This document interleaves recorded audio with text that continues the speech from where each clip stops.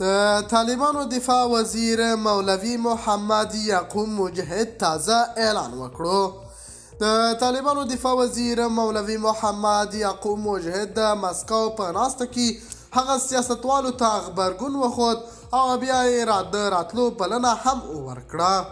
د طالبانو دفاع وزیر مولوي محمد یعقوب مجاهد وایي دغه جبهې جوړول کومه فایده نه لري او نو د افغانستان د ګټه کوي. راشي خپل هیواد ته او افغان ولس نور مه کړوئ.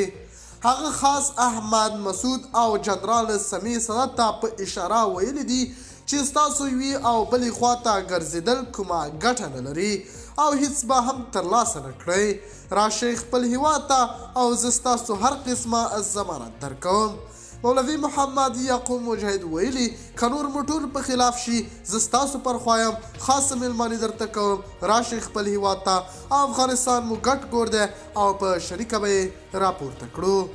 بیا هم احمد مسعود په هغه ناسته کې ډېرې طالبانو باندې نیوکې وکړې او ټول یې له لیک لوسته لرې ساتلي. دا خبرې هم وکړې چې د طالبانو دفاع وزیر مولوي محمد یعقوب مجاهد خلاف او غبرګون یې ورته وښوده.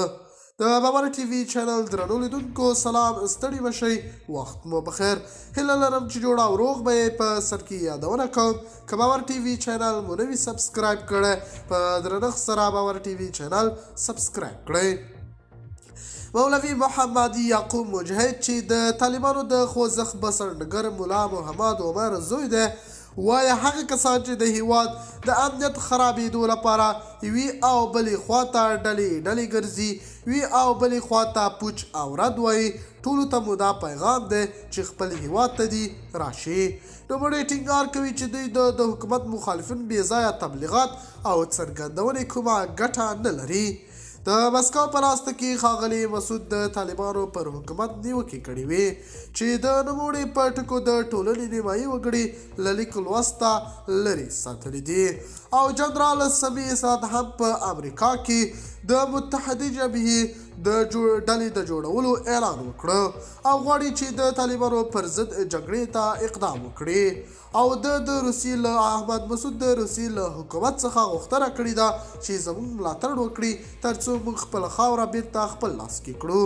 د طالبانو دفاع وزیر مولوي محمد یعقوب مجاهد بیا دوی ته په اشاره ویلي دي چې دغه څرګندونې ګټه نه لري، یوې او بلې خواته ګرځېدل مو ګټه نه لري. راشئ خپل هیواد ته او زه خاص تاسو هر قسمه ضمانت کوم. د باور ټي وي چینل درنو لیدونکو دا و زموږ ته دې مهال چمتو کړی خبر. د نورو تازه خبرونو لپاره باور ټي وي چینل په درنښت سره سبسکرایب کړئ. د الله په امان تر بیا خیر چارې.